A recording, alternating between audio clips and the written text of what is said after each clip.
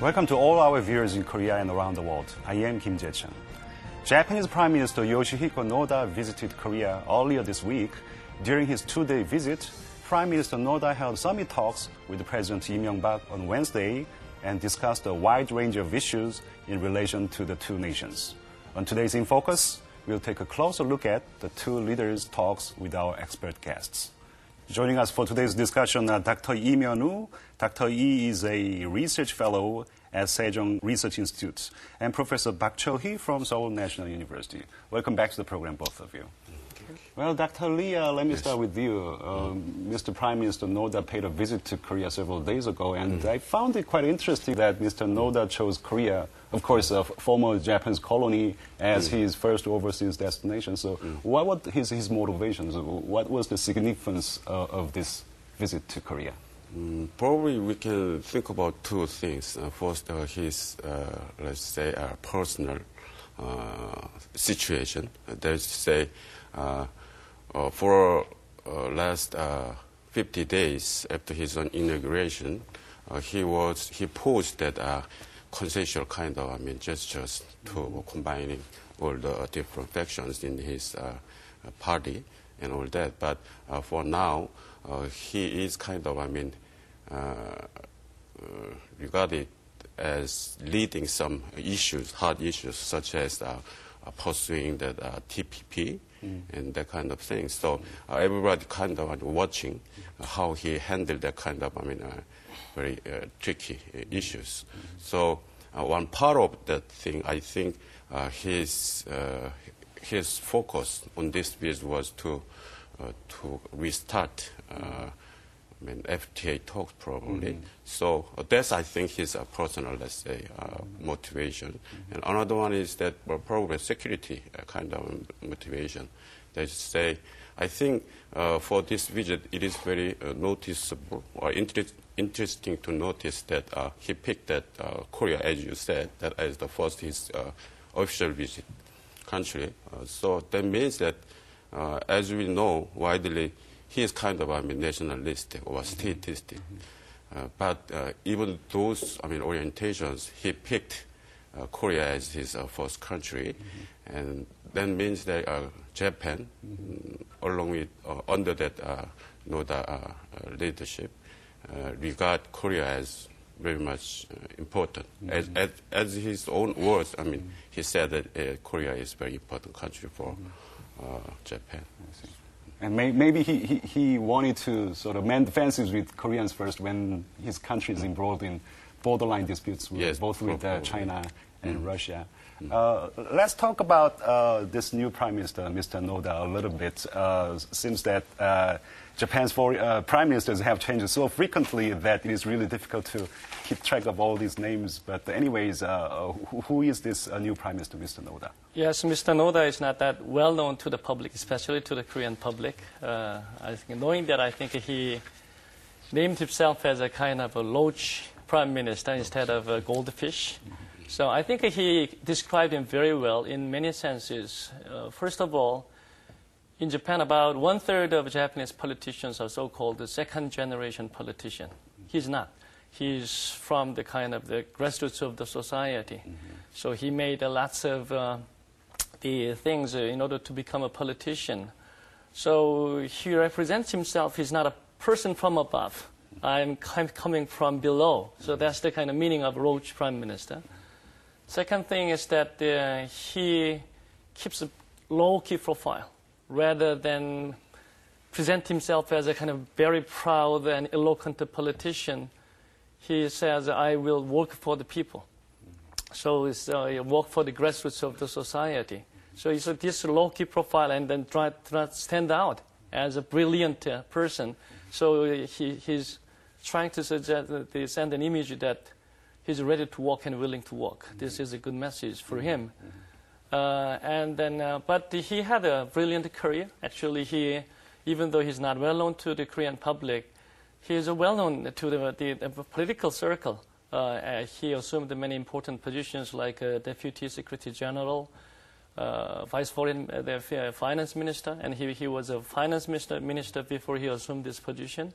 So I think he has an expertise, but he tried to make a kind of a good relationship with the other politicians in the Japanese political circle. So I think his low-key profile and then very forthcoming attitude to work with others will bring him up as a good prime minister.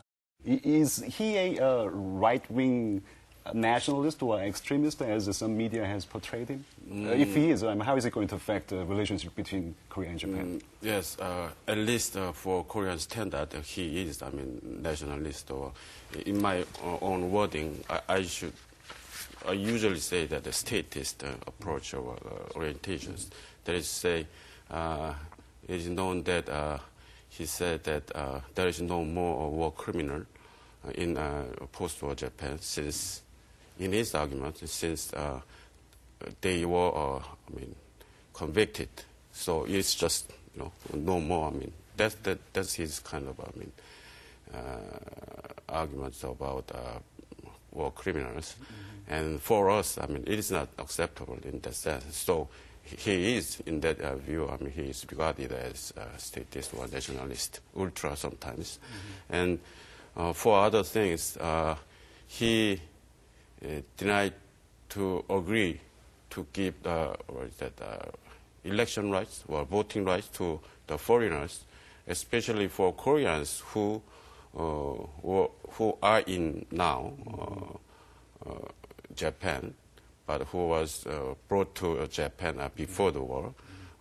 They have special kind of positions or status, and also he firmly argued that Tokto is a Japanese island or Japanese territory. I think, as Dr. Lee mentioned, he has a right-wing orientation as his personal conviction. But I think he's behaving to be very practical as a prime minister after he assumed the position. As for the history consciousness, despite his personal conviction, he said he would respect government views, which is modest enough. Also, he said in public that he is not going to visit Yasukuni Shrine as a prime minister. So he might have a conflict within him, but still, I think he will be much more practical in dealing with foreign affairs, especially Asian neighbors. I see. Anyways, he made a gesture of friendship and returned several volumes of royal documents of the Joseon Dynasty. So what should we make of this? I think this is a very good symbolic gesture, political diplomatic gesture to us, in a sense that he is going to keep the promise that Japan made to Korea. It was actually Khan's promise. Last year when former Prime Minister Khan made a declaration, he promised that they were going to return the royal echoes of the Joseon Dynasty to us. There was a kind of up and downs within Japan, because the right-wing oriented LDP members were strongly against it. So in that sense, this is to show that the Noda administration is ready and willing to return the whole body of literature to us. So he brought only 5 books this time, but this is a kind of sign that we are going to return it by the end of this year. So this is a good sign. So a small gift. I guess he wanted to show his goodwill to Korean people during his visit. Let's talk about the summit talks between the leaders of the two countries. What were the things they discussed? Overall, how do you evaluate this summit meeting? Since it is the second meeting between the two leaders, the first time was that in September in New York. So I think it was pretty, cozy kind of, I think, setting, I think. And so they talked about every issues from economy to security issues such as North Korea related things and some other things. But the most highlighted issue they talked about was that I think economy. That is to say, as I mentioned just before, that they talked about restarting that Korea-Japan FTA and that kind of things. And so I think in that sense, and also he brought not only those 5 books, but he also mentioned or suggested that increasing that currency swap things, the existing 30 million to 70 billion. So that is pretty much expansion. So I think it was pretty fruitful in that sense. So obviously the central concern was economic affairs and how the two countries can cooperate with each other economically. Yes. Dr. Lee just mentioned that both leaders agreed to expand their currency swap lines. Can you elaborate more on how the decision is going to affect the economies of the two countries? I think it will stabilize the kind of financial situation in both countries in a sense that we always talked about the swap, the arrangement when there is a kind of financial crisis and economic crisis. So we had when you had the Asian economic crisis in 1997, we began talking about swap arrangement, and which led to the so-called Chiang Mai initiative. But the ceiling is not big enough to cope with the kind of imminent financial crisis. And then after 2008, the American financial crisis, we began talking about raising up the level of this swap arrangement. So I talked about $30 billion from the $10 billion, which is a kind of a good improvement. But nowadays we have two fronts in the economy. One is American financial the fiscal deficit and crisis. Also, European Union is in trouble because of the fiscal issues there. So nobody knows what will happen in the future. So the Asian countries, including Korea and Japan, should be ready for any potential crisis coming up that might cross over to the borders. So in that sense, this is a kind of, as President Lee said, it's a preemptive measures to cope with the potential economic crisis. If we raise it to $70 billion, possibly we can secure the currencies that can deal with any potential crisis in the future. Dr. Lee, you just mentioned that Korea-Japan FTA was also on the discussion table during the summit talks. Yes. Has there been any substantial progress? I mean, what is the status of discussion on this?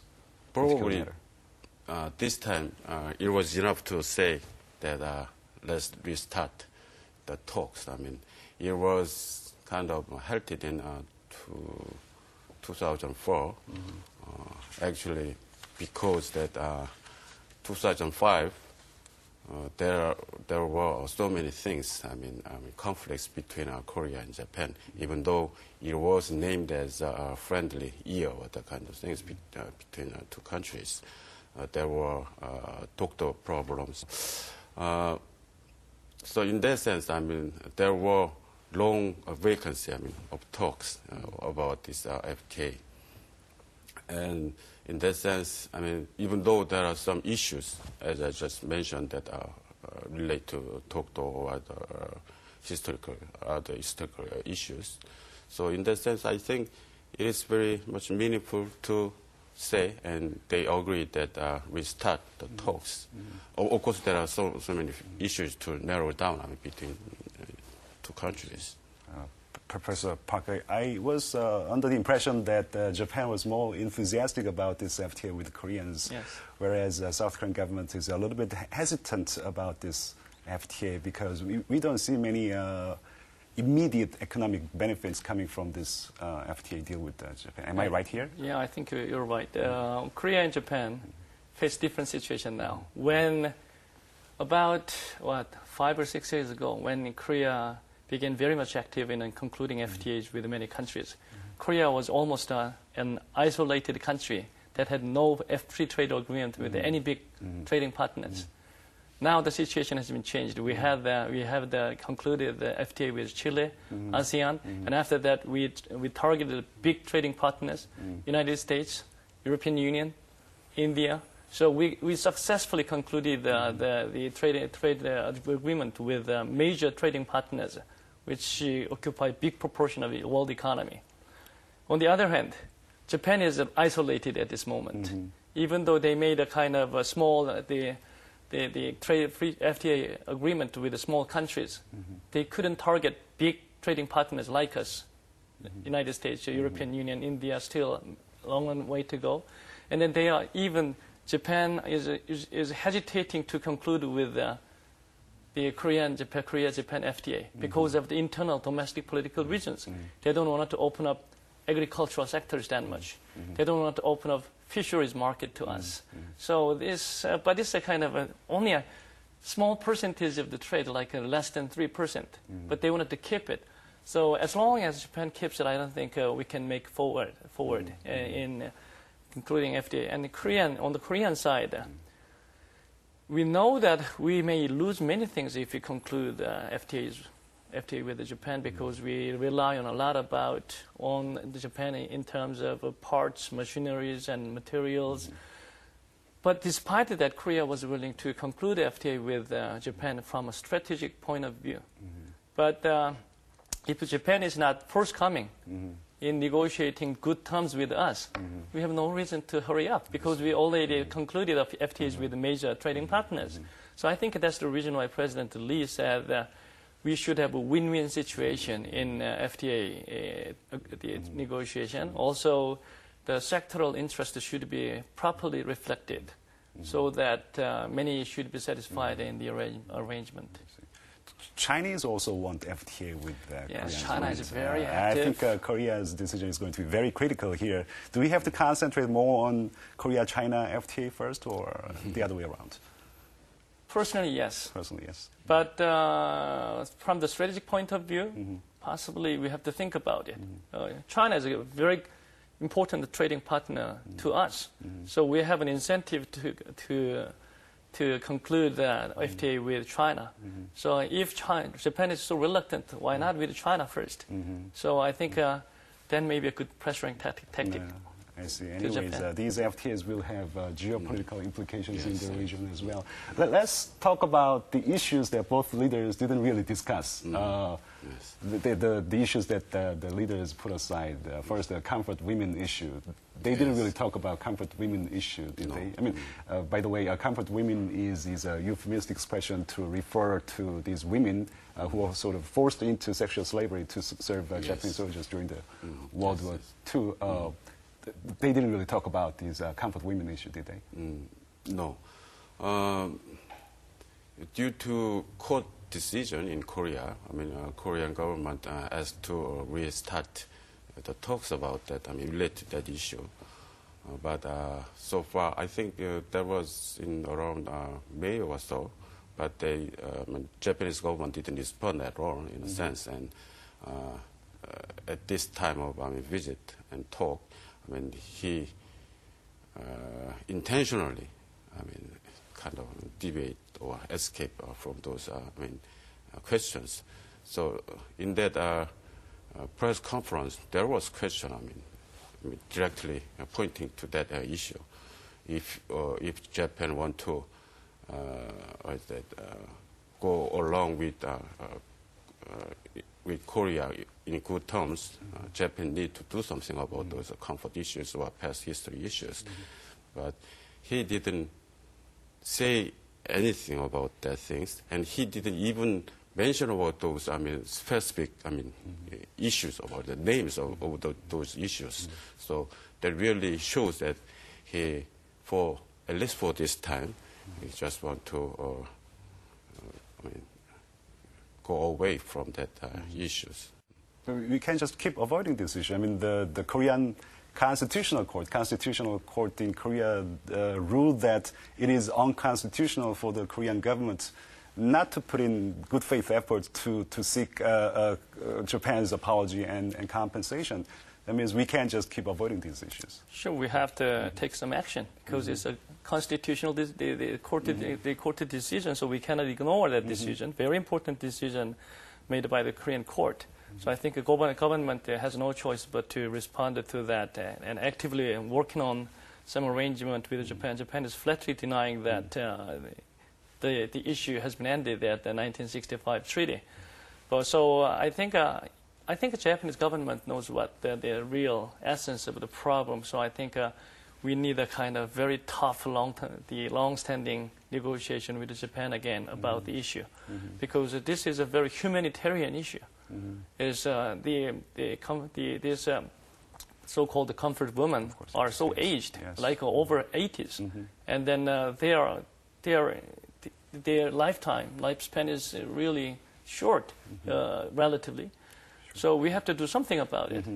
So I think if you see the kind of statement made by the Noda, I think it is my sense that they frankly talked about the issue. Like they called it various complex problems that gives a trouble to us. That means I think that includes many agendas like a comfort woman, doctor controversy, and others.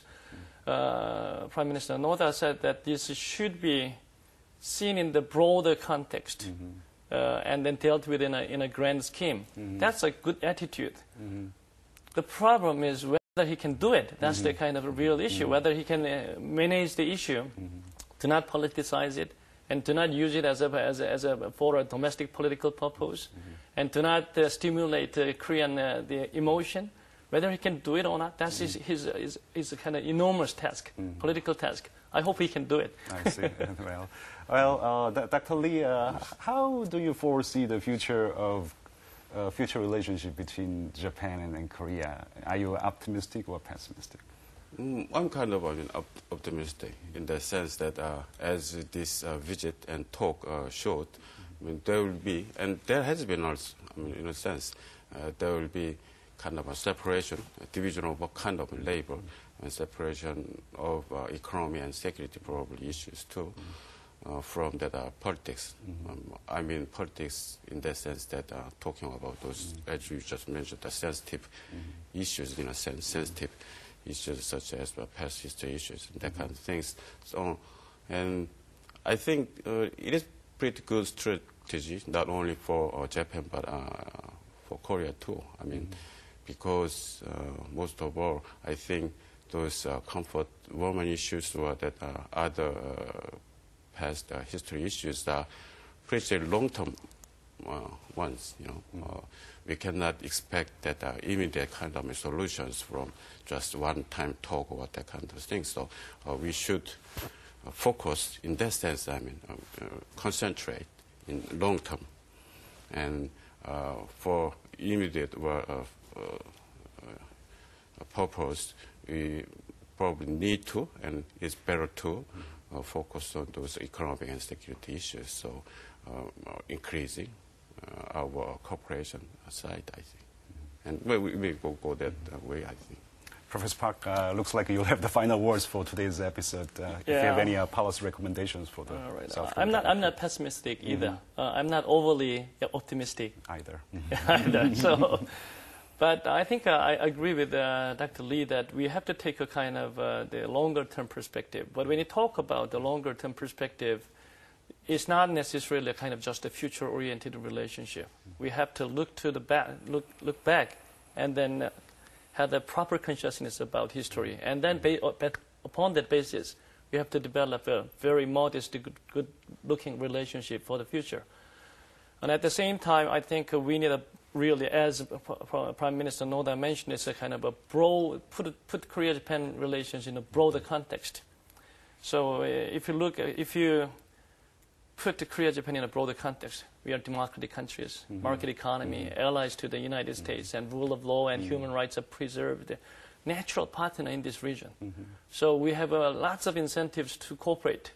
But this domestic political struggles and the related issues like territorial issues and history issues should be managed by political leadership. So in that sense, it's a kind of a big challenge for Japan to have a strong and good-willed relationship and long-term political leadership rather than changing every year. So that's a challenge for Japan. Korea should make an utmost efforts not to be too much emotional to Japan.